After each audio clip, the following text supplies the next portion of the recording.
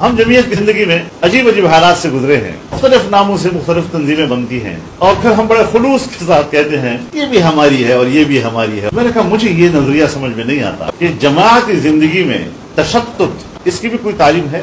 وہ تنظیم بن گئی چونکہ وہ دیوبندیوں کی تنظیم ہے، پھر دوسری تنظیم بن گئی تو چونکہ وہ دیوبندیوں کی تنظیم ہے، پھر تیسری تنظیم بن گئی تو چونکہ وہ دیوبندیوں کی تنظیم ہے، لہٰذا یہ سب ہمارے ہیں اور ہمیں سب کے ساتھ بڑے ہمدردی کا اور تعلق رکھنا چاہیے۔ میں نے کہا اس کو کہتے ہیں ہرجائیت، یہ یکجائیت نہیں ہے، یہ توحید نہیں، شراکت ہے۔ ادھر بھی رہو ادھر بھی رہو۔ اچھا ایک مسئلہ آ گیا ملک کے اندر، یہ سب آپ کی جماعتیں ہیں اور اسی ایک مسئلے پر ایک کا موقف اور دوسرے کا اور تیسرے کا اور، وہاں آپ کیا کریں گے؟ پھر کدھر جاؤ گے؟ تو سوائے اضطراب کے اس کا اور کوئی نتیجہ برآمد نہیں ہوگا۔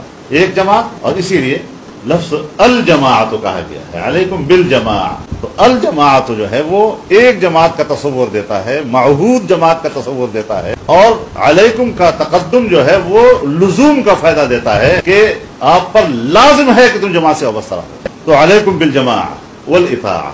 اب یہاں دو الفاظ آ گئے، ایک جماعت کا اور ایک اطاعت کا۔ تم پر جماعتی زندگی اختیار کرنا لازم ہے اور تم پر اطاعت کرنا لازم ہے۔ اب جماعت کی جو اطاعت ہے وہ ہے عقیدے کی بنیاد پر، نظریے کی بنیاد پر، کہ اس جماعت کا یہ متعین نظریہ، یہ نصب العین ہے، اس جماعت کا ساتھ دو۔ اور اطاعت روزمرہ کے معاملات پر جو جماعت کے فیصلے صادر ہوتے ہیں اس جماعت کے فیصلوں کی پیروی اور تابعداری کرو۔ یہ نہیں کہ آج یہ فیصلہ ہے میری مرضی کے مطابق ہے تو میں نے پیروی کرنی ہے، اور اس سے ذرا مجھے اختلاف ہے تو اس سے اطاعت میرے اوپر لازم نہیں ہے۔ دونوں چیزیں لازم کی ہیں۔